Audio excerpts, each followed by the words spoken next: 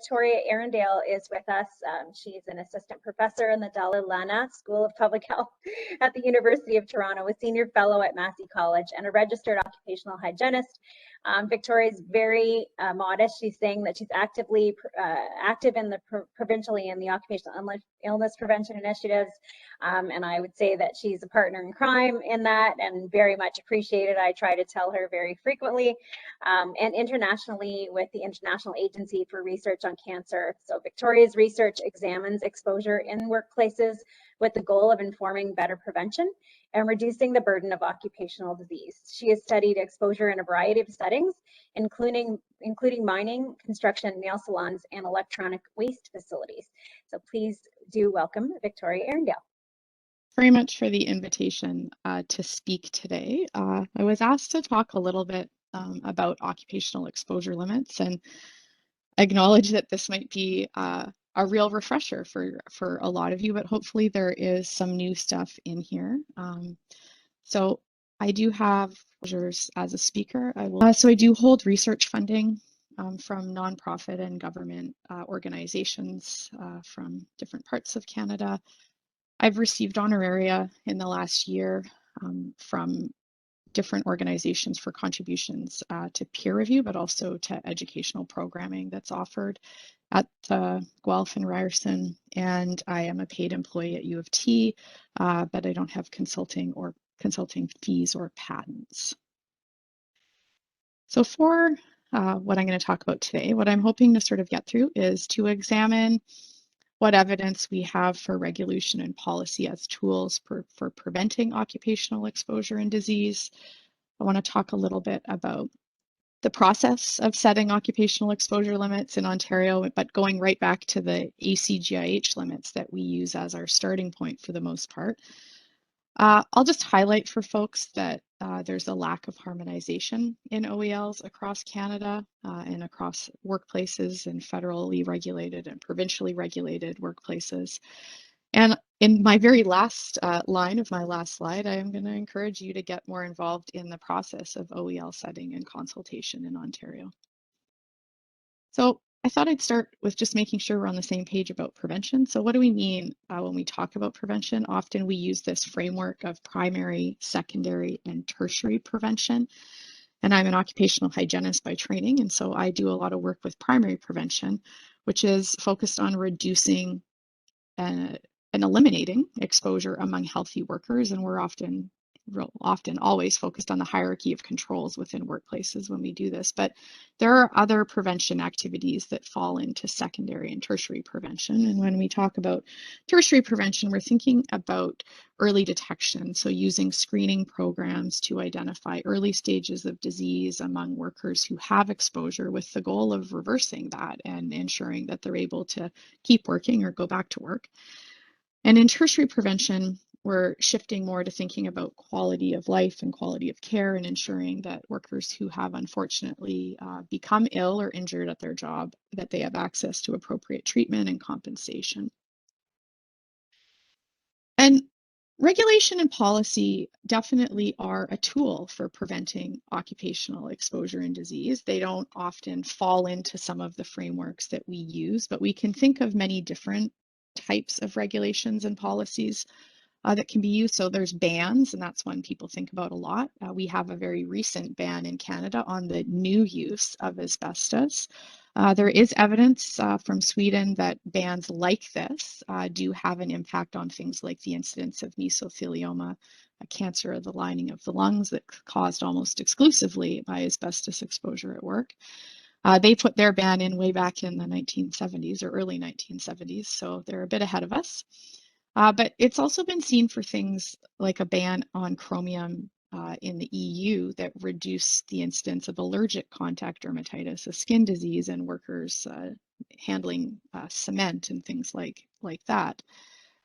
In terms of exposure limits themselves, there's not a great amount of evidence on how effective they are, but there is some, and there was a recent systematic review done by the Cochrane Group on prevention of noise-induced hearing loss, and they found low quality in their words. They do certainly focus more on experimental design, so some of the work we do in occupational health doesn't fit well in their framework. But they did find evidence that instituting and lowering exposure limits can reduce the incidence of noise-induced hearing loss. And another one that often comes up when we talk about this is enforcement, increasing enforcement of already existing regulations. And I think this is something that happens a lot. It's not something that has been evaluated in the literature that I could find. There is a great summary of prevention measures for occupational illness, and it was a national group, and I'm sure many people have heard about it before. A Canadian group put this forward, and it's been published now.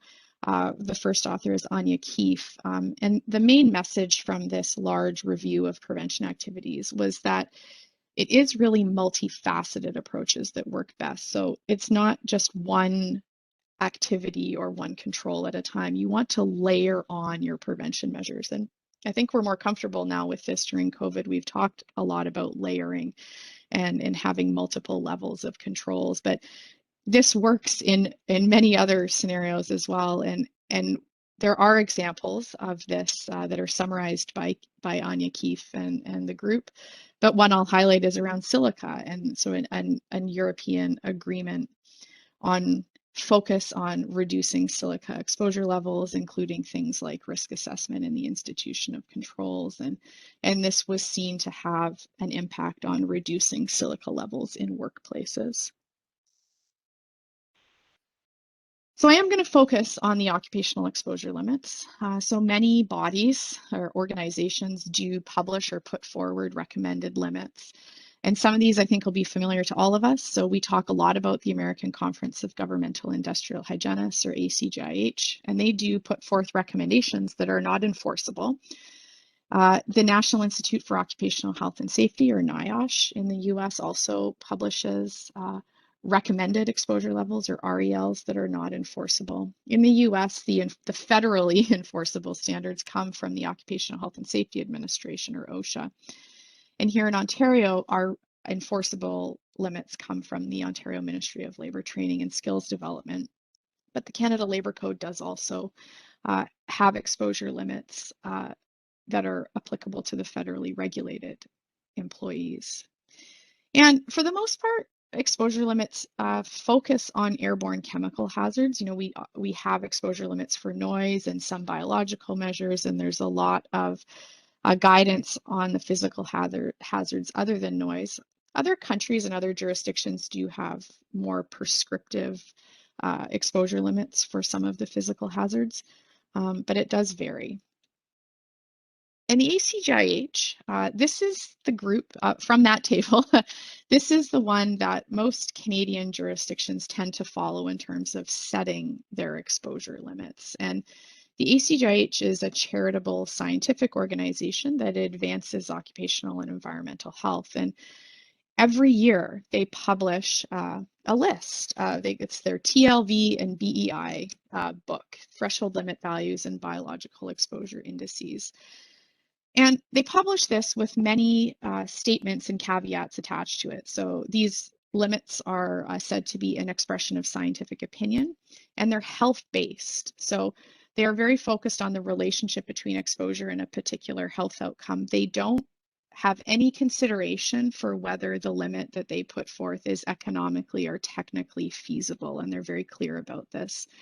They're not consensus-based, as some other organizations are, and they state that they don't believe that their limits should be adopted without consideration, and this will come up a little bit later.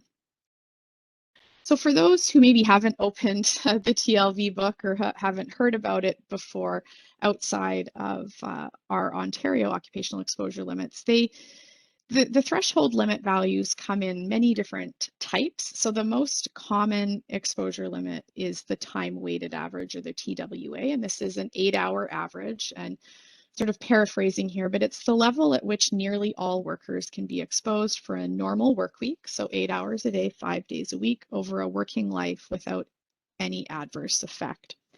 There are also other types of limits that they publish. So the ceiling limit being a level beyond which you never want to go, and a short-term exposure limit, which is a 15-minute average. And in addition to the limits, they provide several other pieces of information about the exposure. So the notations can tell you whether something is a sensitizer, a dermal or a respiratory sensitizer. It can tell you whether there's potential for significant skin uptake. So this skin notation doesn't mean that it causes skin effects. It means that the route of exposure, the dermal route of exposure, may be potentially very important for this particular exposure. And then they have a notation for carcinogenicity. So you'll see an A followed by a number, and A1 means it's a confirmed human carcinogen, sort of going down in the confidence or level of carcinogenicity from there, with 5 being something that has been shown not to be a human carcinogen. And then the biological exposure indices are biological markers of exposure. They're for a much smaller number of compounds. And in that section, you're told, what biological specimen that needs to be collected and at what point in the day or the work week. And the BEI levels correspond roughly to a worker having exposure at the time-weighted average. So it's connected to the TLVs in that sense. So how do they come up with these levels? And I've simplified a figure from the TLV book. I've taken out of several arrows. But it sort of starts at the top, and there's many committees involved in this process. It is volunteer driven. So it starts at the top, and a committee selects an agent for review. And then they can look at it, and then it can either move to be under study, and it gets published, and there can be external or public input on this list. If there's agreement, it can then move on to the development of a draft documentation. Again, another opportunity for external input, more committee work. And it can then, if everyone is still in agreement and they have the support of the board of directors, it can move into the notice of intended changes, which is published every year in the TLV book. There is a list that tells you what chemicals are under study and what chemicals are notice of intended changes. So these notice of intended changes are much closer to being adopted. But anywhere along this process, something can be withdrawn from consideration. And if it makes it all the way down to the notice of intended changes, it may then, with committee and board approval, be adopted as a TLV or a BEI in the annual publication. And this process takes about 3 years in its shortest distance from start to finish. Obviously, things can get held up for many reasons along the way. So what's under study right now? I thought that might be of interest to people. So in the second half of the year, the under study list is split into 2 tiers. So the second tier are exposures that are not moving forward to the notice of intended changes. So they're not progressing down for next year's book, for the 2022 book. Oop, I went the wrong way. There are 65 hazards on this list, but some of the ones that will stay under study are carbon nanotubes, diacetyl, which causes popcorn lung, diesel engine exhaust, nickel and inorganic compounds, and welding fumes. And then there are a slightly smaller list, 45, that are in the tier 1 under study list. And these might move forward. It's not a given, and it's not decided. But there are some interesting ones on this list as well. So benzene, glyphosate, which is in Roundup, lots of discussion about glyphosate in cancer and agriculture, and endotoxin. And on the notice of intended changes, so these are, just slide back, these are the ones that are at this final step and may be adopted into next year's TLV list. There's 22 on this list in the 2021 book, and I've just picked out one that I think is particularly interesting, that titanium dioxide, and they have put forth mass concentration values for nanoscale and fine scale particles.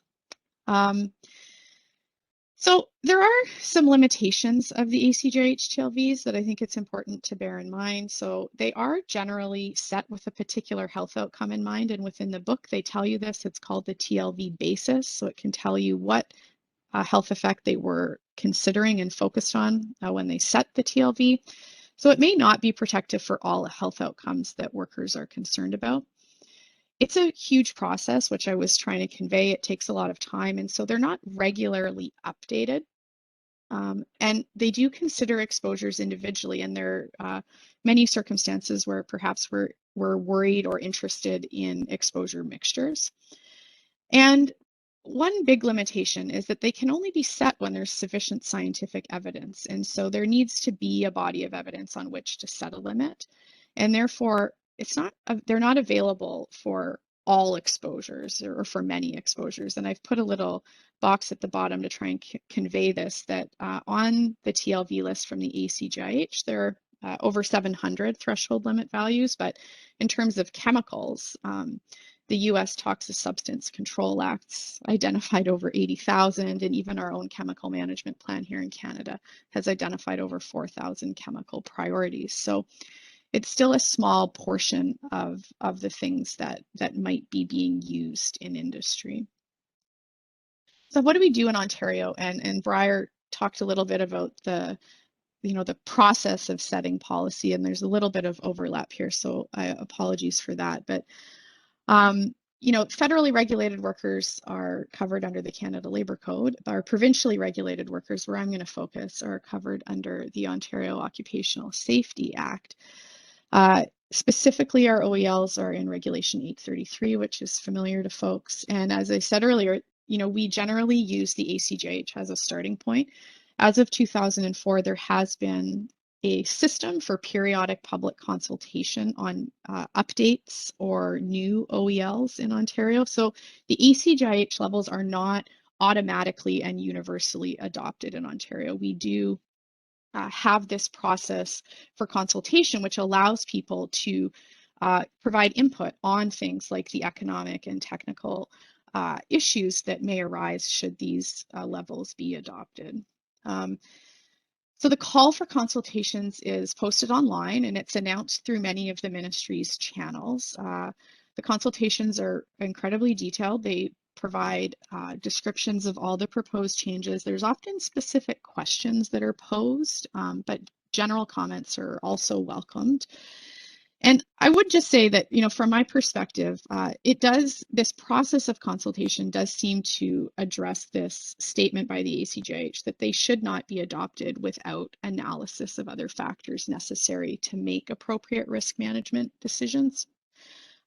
So it is a process for considering how these limits can be used or should be used within our province. So it led me and others to wonder sort of what does the ministry receive as part of these consultations? And as Briar noted, they are accessible through the Freedom of Information request process. And I'll just say, from my perspective, using the FOI process is not an adversarial thing. It's a tool to ensure equitable access to information that can be made publicly available. So it's quite simple these days for those that might be interested. But I have used the process to take a peek at the consultation submissions from 2018 and from 2021 earlier this year. And so in 2018, the exposure limit that was proposed that I was particularly interested in was around diesel engine exhaust. And in 2018, there were 20 submissions received by my count. And in fact, most of them actually addressed toluene diisocyanate, which was also proposed to be updated at that point. There was a lot of concerns around actually the scientific evidence that underlies the ACGIH limit. So it was less about Ontario and more about the ACGIH proposed, or the published ACGIH limit, and some questions of achievability. And not surprisingly, the comments came from industries that would be most impacted. So forest products, where it's used in things like boards and sheets, and the American Chemistry Council. In terms of the diesel engine exhaust proposal from 2018, there was concern around the metric proposed be familiar to many folks on this call, but the use of a total carbon versus an elemental carbon. Some voices wanting a lower limit than had been proposed and noting conflicts with other pieces of regulation that I know the ministry is working on. But all of the submissions around diesel were supportive of the institution of a limit. And so I thought that was really encouraging. And you can see I've shown the breakdown on the right that the majority of the responses do come from industry, with some submissions from research and labor, and other includes things like consultants or individuals who may have written in. And that breakdown of most submissions coming from industry was consistent in 2021 as well. So slightly fewer submissions received on this year's consultation on the OELs. Perhaps not surprisingly, some concerns in here around the timing with respect to COVID and the period for comment being difficult for people under the circumstances. Again, as in most years, many compounds or many hazards were proposed for update. All but one of the submissions included in for a comment or addressed the proposal to adopt the ACGIH silica limit, which is 1/4 of the current Ontario limit. And there was a lot of concern here around the economic impact of the implementation, some concern around the technical ability to measure at the ACGIH limit, which sent me off to do some calculations. And I'm not convinced that that's a realistic concern. But obviously mining and construction were very well represented here, as they are going to be the industries most impacted if this is changed. And then the next most common exposure limit addressed was hydrogen sulfide, and lots of concerns here around economic burden and submissions from pulp and paper and municipal services. So, you know, it's the process we have in Ontario is comprehensive, and I think it's, you know, it's actually quite good, but there are still limitations. There are limitations to everything, and although it seems to address the concerns that the ACGIH has about universal and automatic adoption, it does set up a bit of a conflict between what we know about health, so protecting health, and the economic consideration. So it's not always a precautionary approach. It creates a bit of an unclear path forward when the ACGIH doesn't have a limit for something we're concerned about. It does contribute to a lack of harmonization because all the provinces, not all, but they take different strategies in how they adopt the ACGIH limits. And so there are lags in adopting, and different provinces may be operating off different years of the ACGIH limits. And, you know, I showed you the ACGIH process, and then we have our process in Ontario. So there's a long period between the time there's scientific consensus on whether something is hazardous and leads to disease, and the time when we have an OEL in place here in Ontario and other places. That's not unique to Ontario.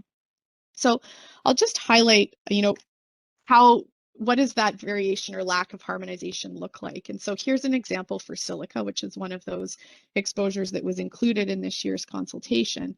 The ACGIH recommends an exposure limit of 0.025 milligrams per meter cubed, and you can see that some provinces have adopted that, including it's in the Canada Labor Code because they automatically adopt.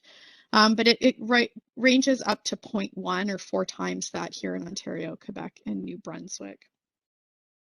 There are similar variations in formaldehyde, and this is of personal interest to me in my research, but you know, the NIOSH has a recommended exposure limit for formaldehyde, a full shift formaldehyde, that is much, much lower because they heavily weight the carcinogenicity of formaldehyde in their consideration here that isn't reflected in the ACGIH limit.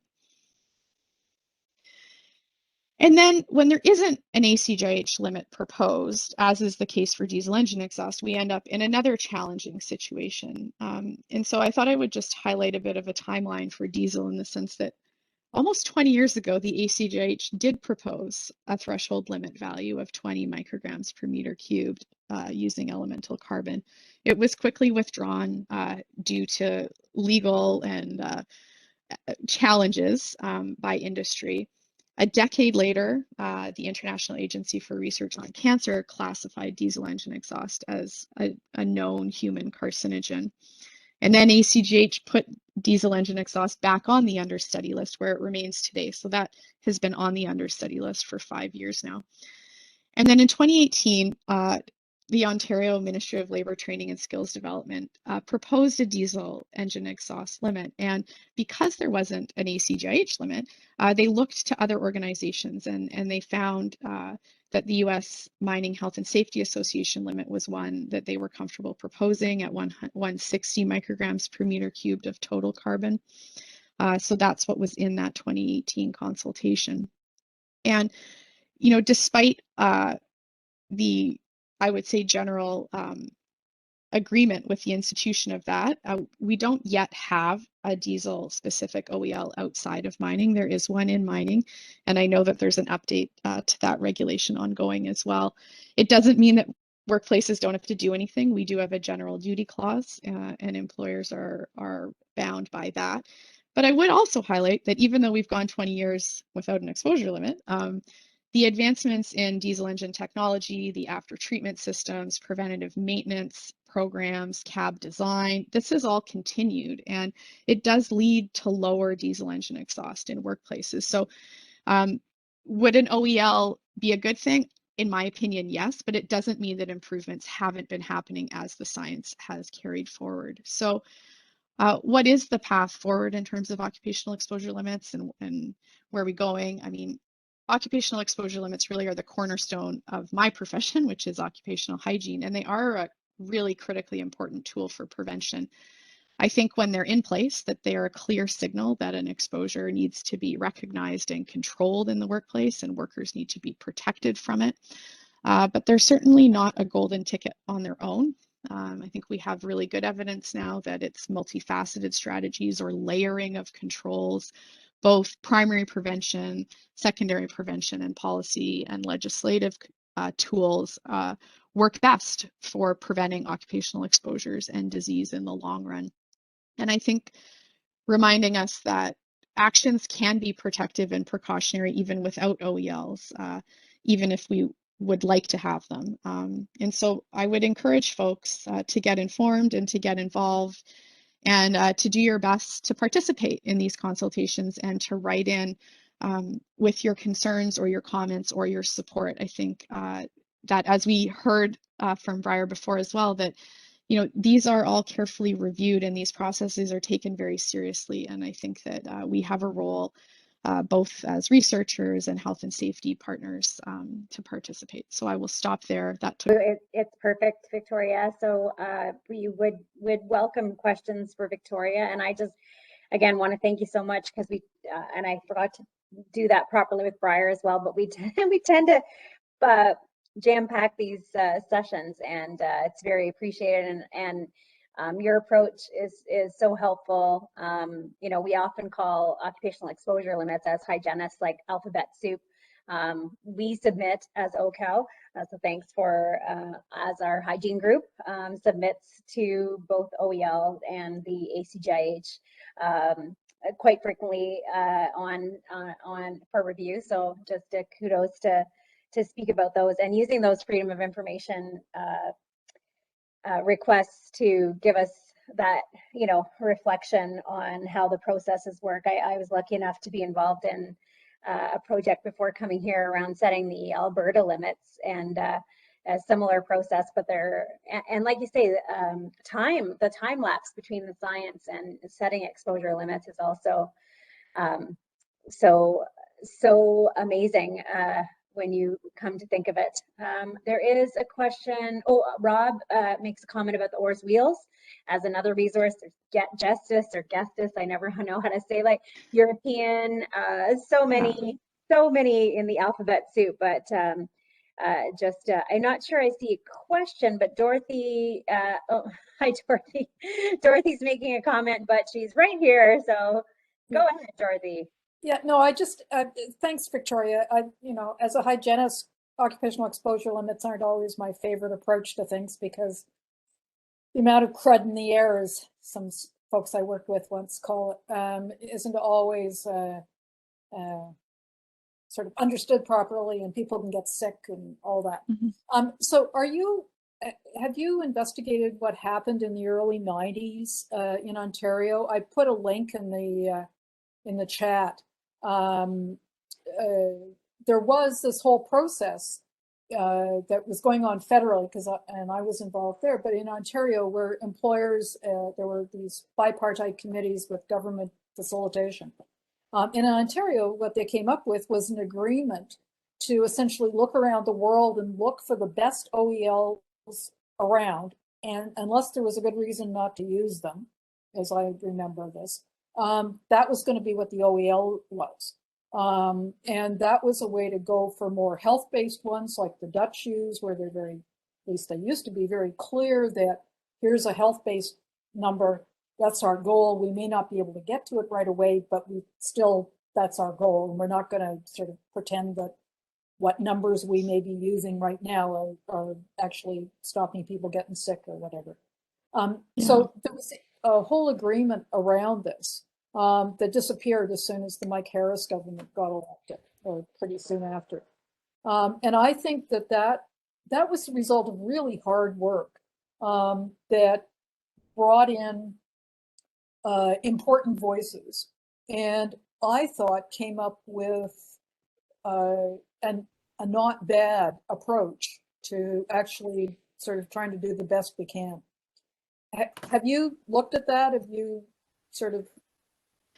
No, I wasn't. I mean, I'm aware of a lot of the changes that happened in the 90s in Ontario, but I wasn't aware of that particular proposal. So that's an interesting thing to look at, and I thank you for the link. I do think it is certainly challenging, you know, and you mentioned the Dutch limits, and they are health-based and they are very aspirational. I think it's also important to remember the context in which things like how OELs are used. And, you know, in the Netherlands, their entire regulation of workplaces and work absence and occupational illness and injury is managed very differently. So so I think that has implications for their ability or willingness to take that approach. And it also quite, you know, just pragmatically, the types of industries that they have in their operating within their economy also have an impact on their ability to adopt limits like that. And, you know, their diesel limit that they've adopted is incredibly low, you know, 1 microgram per meter cubed as a health-based limit. But it's a country that, you know, doesn't do any underground mining and doesn't have a huge construction, certainly no underground construction. So, you know, the feasibility piece and the economic impact piece for that particular exposure are very different than they are in other places. But if we just ethically as hygienists, I think we've got a responsibility to say this is where we ought to be. And yes, it may be different in other countries, but that's what the studies say. That's what we know about the levels at which people will get sick. Their health will be harmed. You know, if we're going to set these numbers, we need to know, or we need to say, we're accepting a certain amount of harm being done to people. And we need to be clear about that rather than saying, well, this is going to protect people. And I think that's part of the conversation that gets missed when we talk about occupational exposure limits. And so that's why this was years of work. I forget, like 4 years of work. Right, Dorothy, we have a couple other questions. Yeah. So thanks, Kevin. Kevin, you beat me to it on the question for Victoria on how to manage exposures to compounds that without an OEL. So typically, you're mentioning 95% of chemicals don't even have occupational exposure limits. So thanks for the question, Kevin. Yeah, it's a tough question, Kevin. I think hygienists, you know, in workplaces have tools to consider in terms of ability to access the science or consider similar exposures. I mean, I think that often the precautionary principle is what needs to be relied on. And even for exposures where we have limits, you know, we know that what needs to be done is we need to reduce exposure. And so we need to move into that phase of controlling and evaluating the controls. But I think it's challenging for a lot of workplaces because most workplaces are small and medium-sized enterprises without health and safety or hygiene expertise. So it's definitely a challenge, and perhaps, and I think I know what you're thinking, Kevin, using tools like control banding that just direct people towards the types of controls that they should be implementing to reduce exposure, even in the face of not having a regulated limit, is probably the simplest and most likely to be successful. Thanks, you read my mind. I appreciate that. Thanks, Victoria. Thanks, Kevin. And Lori comments that she can supporting Dorothy's commentary about the OFL and involvement in that process, and happy to connect. And yeah, if there are other questions. Thanks, Lori. Yeah, we'd be happy to take. But Victoria is, I think, staying around till the end as well, and we are. So grateful to have had you, and thanks for sharing, Victoria. And Briar is going to be here as well, so possibly we'll get a little panel going at the end. But right now, we'll say thank you.